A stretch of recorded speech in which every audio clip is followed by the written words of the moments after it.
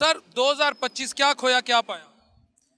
सबसे पहले तो एक सोच थी, जो एक सियासत को समझ लें कि एक सियासी नज़रिया था ना, वो फौत हो गया, मर गया वो। मेरे हिसाब से तो एक बड़ा लोगों में ख़ास तौर जो यूथ है ना, उसके अंदर बड़ी एक गलत सोच को परवान चढ़ाया जा रहा था कि यूथ को आर्मी के साथ लड़वाया जा रहा था, वो चाहे जो भी हो। मैं बेसिकली इमरान खान का सपोर्टर था, बड़ा दिलो जान से था। लेकिन मैं ये कहता हूँ कि जो बंदा हमारी आर्मी को बुरा कहता है, वो चाहे जो भी है, वो हमारे जूते की नोक बराबर है। ये वो लोग हैं जिनकी वजह से आज हम अपने घरों में सुकून से सो रहे हैं।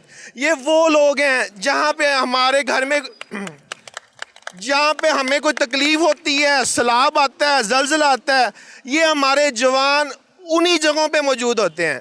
आपने किसी एक सियासतदान को बड़े बूटों के साथ पानी में घुसते देख लिया और हमने बड़ी वाह वाह कर दी, और उस जवान के लिए एक क्लैपिंग नहीं बनती, एक अप्रिसिएशन नहीं बनती कि जो बेचारा दिन रात बॉर्डर पे सर्दी में धूप में हमारे लिए खड़ा लड़ रहा है। और ये सियासतदान एसी वाले कमरों में बैठ के और हमें ये कहते हैं कि ये फ़ौज बुरी है, ये लोग बुरे हैं। भाईजान, ये हमारे लोग हैं। मैं इन सियासतदानों के बेटों को देता हूँ पैसे, ये 40-50 हज़ार की खातर सीने पे गोली खाए ना, किसी में है हिम्मत? और वो भी किसी का माँ का लाल है, वो भी किसी का बेटा है जो आपकी खातर खड़ा हुआ है बॉर्डर के ऊपर, जिसके अंदर जज्बा शहादत है, जो लड़ने के लिए खड़ा हुआ है। इंडिया के साथ आपकी जंग हुई है। आप बताएं, अगर आपकी आर्मी ना होती और बुज़दिल आर्मी इंडिया के जैसी होती, आप दुनिया में मुंह दिखाने के काबिल रहते? इतना बड़ा मुल्क है, इतना बड़ा बजट है उसका, इतना बड़ा बजट होने के बावजूद जिल्लत और रुसवाई उठानी पड़ रही है। क्यों? एक स्ट्रॉन्ग आर्मी नहीं है। हमारी आर्मी के पास जज्बा है, ईमानी जज्बा है, और बिल्कुल वो सियासतदान हमें नामंजूर है जो कहे कि आर्मी गलत है और आर्मी के साथ आवाम को सामने करे, आर्मी के आगे खड़े करे। आर्मी चाहे वो अफसर है, चाहे वो जवान है, चाहे जो भी है, आर्मी वाले हमारे भाई हैं और हम उनके साथ हर जंग में, हर माहौल में हम अपनी आर्मी के साथ खड़े हैं। पाक फौज जिंदाबाद, पाक फौज जिंदाबाद, पाक फौज पाकिस्तान जिंदाबाद। व्यूअर्स, ये जज्बा के सियासत ज़रूर करें, मैं खुद सियासत का हामी हूँ, लेकिन जब आप अदारों को, ये मैं भी इस चीज़ का कायल हूँ, जब आप अदारों को हिट करेंगे, जब आप अदारों को सियासत में लाएंगे जहाँ आपका उनसे मामला ना बने, तो मेरा ख्याल है ये फिर अपने साथ नहीं बल्कि अपनी नस्लों, सिर्फ अपने साथ नहीं, अपनी नस्लों से भी ज़्यादती है। क्योंकि पाकिस्तान है तो हम हैं, ये बात याद रखिएगा। Otherwise we stand nowhere. और पाकिस्तान क्यों है? क्योंकि हमारे अदारे हैं। As a student of global politics ये मैं आपको हकीकत बता रहा हूँ।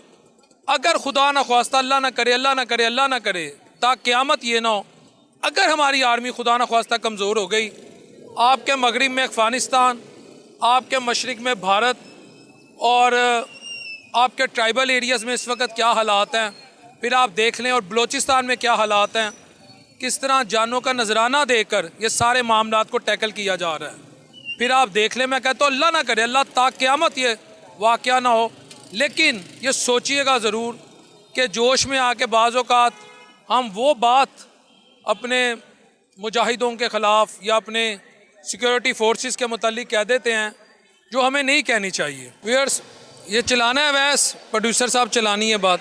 मैं अपना इंट्रो दे रहा था, एक लड़का पीछे से वेप करी जा रहा था, वो इलेक्ट्रिक सिगरेट, 20-22 साल उसकी एज होगी, और वो इस बात पे इतना फ़ख्र महसूस कर रहा है कि जैसे पता नहीं उसने एक हाथ में नरेंद्र मोदी पकड़ा हुआ है और उसको चुबा रहा है, और दूसरे हाथ में नेतन्याहू पकड़ा हुआ है और उसको चुबा रहा है, उसको निगल रहा है। उस अल्लाह के बंदे को यही नहीं पता वो कैंसर पी रहा है और बड़ा फ़ख्र महसूस कर रहा है। उस पर पूरी तरह टिकटॉक सवार है। तो मैं वालदैन से रिक्वेस्ट करूँगा, अगर आपके बच्चों पे टिकटॉक सवार हो गई है तो फिर उसके बाद याद रखिएगा कि कब्र की मिट्टी की बारी रह जाती है। वरना मैंने भी, सब ने भी है, लेकिन टिकटॉक में जो ये मुख्तलिफ घटिया और गलीज़ कल्चर इंट्रोड्यूस हुए हैं ना, उसका इम्पैक्ट जो होता है ना फिर सेहत पे पड़ता है, और सेहत का जो लीथल इम्पैक्ट होता है वो आपको मनो मिट्टी तले ले जाता है। तो मैं अब इस पर इससे ज़्यादा क्या बात करूं। आज का प्रोग्राम व्यूअर्स ख़त्म है। अगले साल इंशाल्लाह ताला जब हाज़िर होंगे तो नए टॉपिक के साथ, नए इशू के साथ, और इस उम्मीद के साथ कि अल्लाह ताला अपने हबीब सल्लल्लाहु अलैहि वसल्लम के सदक़े पाकिस्तान को आने वाले सालों में पाकिस्तान के लिए आसानियों वाले मामलात करे, इसके मसाइल में कमी आए, इसके चैलेंजेस कम हो, पॉलिटिकल स्टेबिलिटी आए, हमारी IMF पे डिपेंडेंस कम हो, हमारे मुल्क में आइन और कानून की बालादस्ती हो। क्योंकि एक सहाफ़ी के पास अथॉरिटी तो नहीं होती, या अवामी राय होती है, या वो अपनी राय का इज़हार करता है, या वो दुआ कर सकता है। इससे ज़्यादा एक सहाफ़ी के पास कुछ नहीं है। और ये हकीकत है कि सहाफ़ी को पार्टी नहीं बनना चाहिए। मैं ये बात भी समझता हूँ, अगर सहाफ़ी पार्टी बने तो सहाफ़ी को फिर आम आदमी की पार्टी बनना चाहिए। आम आदमी समझते हैं पाकिस्तान की आवाम का केस लड़ना चाहिए, उनके नाम पर सहाफ़त करे और उनकी आवाज़ इक़्तिदार के ऐवानों तक पहुँचाए, पावरफुल एलीट तक, पावरफुल सर्कल तक पहुँचाए। तो अब प्रॉब्लम ये है कि पाकिस्तान में सहाफ़ी भी पार्टी बन चुके हैं। आप सहाफ़ी का चेहरा देखेंगे, मैं अपनी किसी बात से किसी शख्स को, किसी सहाफ़ी को मुतनाज़ नहीं करना चाहता। आप उसकी तस्वीर देखेंगे, आपको पता लग जाएगा इसने प्रोग्राम में ये बात करनी है।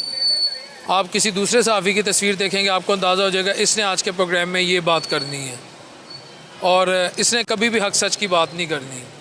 मैं यूजुअली जब आवाम के पास आता हूँ तो आवाम जो है वो महंगाई के ख़िलाफ़ बात करती है। जब आवाम महंगाई के ख़िलाफ़ बात करती है तो अल्टीमेटली हुकूमत को एक तरह से अवामी जज्बात से आगाही होती है कि अवाम क्या कह रही है।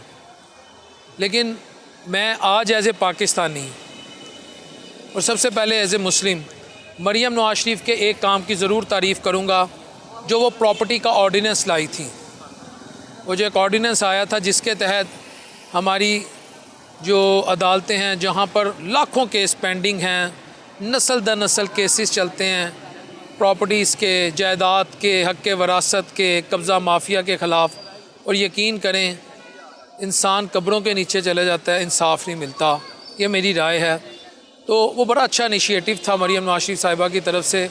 उस पर जो स्टे ऑर्डर आ गया हाई कोर्ट की तरफ से, मेरी ये दुआ है कि उसका कोई बेहतरीन हल निकले। क्योंकि जो हमारा लीगल प्रोसीजर है ना, ये जो लीगल प्रोसेस है वो इतना कॉम्प्लिकेटेड है कि लोग अपना हक़ लेने से भी महरूम है। कितने वकील बदल लेते हैं, कितने जजेस तब्दील हो जाते हैं, कितनी हुकूमतें तब्दील हो जाती हैं। केस बाप करता है, इंसाफ पोता लेने अदालत के बाहर खड़ा होता है, सिर्फ़ और सिर्फ वकला की जेबें भरती हैं और कोर्ट का निज़ाम चलता है, आम आदमी को इंसाफ नहीं मिलता। तो मैं समझता हूँ कि मरियम नवाज़ शरीफ साहिबा का स्टेप बेहतरीन था। अल्लाह करे पंजाब हुकूमत इसका कोई मुतबादल देखे और ये जो हमारी कोर्ट हैं, आला अदलिया और हुकूमत मिलकर कोई ऐसा रास्ता निकाले कि आम आदमी के मसाइल, जो ये जिसे कहते हैं ना झंझालपुरा, जो इस वक्त लीगल सिस्टम हमारा बन चुका हुआ है, उससे जान छूटे।